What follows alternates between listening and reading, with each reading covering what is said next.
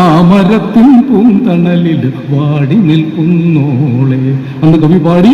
പാട്ടുകാരൻ നാളെയുടെ ഗാട്ടുകാരനല്ലോ, നാളെയുടെ കാവൽക്കാരനാണോ ONV സാർ.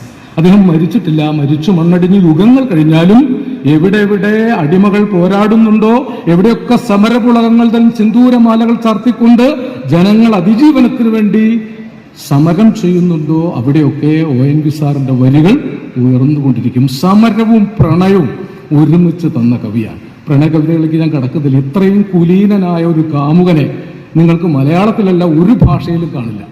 ഒരു ദളം മാത്രം വിരിഞ്ഞ ചെമ്പനീർ മുകുളമായി നീ എൻ്റെ മുന്നിൽ നിന്നു തരള കപോലങ്ങൾ നുള്ളി നോവിക്കാതെ തഴുകാതെ ഞാൻ നോക്കി നിന്നു. സ്ത്രീയുടെ ശരീരത്തിൽ സ്പർശിക്കുക പോലും ചെയ്യാതെ പ്രണയിക്കാൻ സാധിക്കുമെന്ന് കുമാരനാശാൻ കരുണയിൽ പഠിപ്പിച്ചത് നമ്മുടെ പാട്ടിലാക്കി തന്ന കവിയാണ്. പാട്ടുകളിൽ എത്രയോ ഉണ്ട്.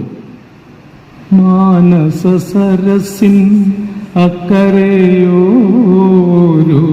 മായായവനികപ്പുറമോ, മാനസ സരസിൻ അക്കരയോരു മായായവനികപ്പുറമോ, പ്രണവമന്ത്രമാം താമരമലരിൽ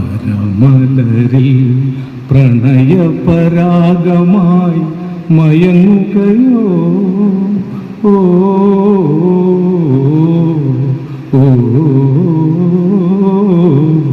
പ്രിയ സഖി ഗംഗേ പറയൂ, പ്രിയമാനസനെവിടെയോ, വനതരു വൃന്ദമേ പറയൂ, എൻ പ്രിയതമനെവിടെ. അതൊരു ഗംഗാതടത്തിൽ നിന്ന് കാളിദാസനിൽ നിന്ന് ഈ കാലത്തേക്ക് ഒഴുകിപ്പരുന്ന ഗാനങ്ങളാണ്. അതൊന്നും ഞാൻ വിസ്തരിക്കുന്നില്ല. അവസാനം ഭൂമിക്കൊരു ചരമഗീതവും സൂര്യഗീതവും, അത് ലോകോത്തര കവിതകളാണ്. ഒരുപക്ഷെ എലിയറ്റിന് ശേഷം ഭൂമിയെ തളിർപ്പിച്ച കവി, TS എലിയറ്റിന്റെ തരിശു ഭൂമിയെ തളിർപ്പിച്ച കവി മലയാള കവിയാണ് എന്ന അഭിമാനമെങ്കിലും മലയാളികൾക്ക് ഭൂമിക്കൊരു ചരമഗീതം വായിക്കുമ്പോൾ ഉണ്ടാകും.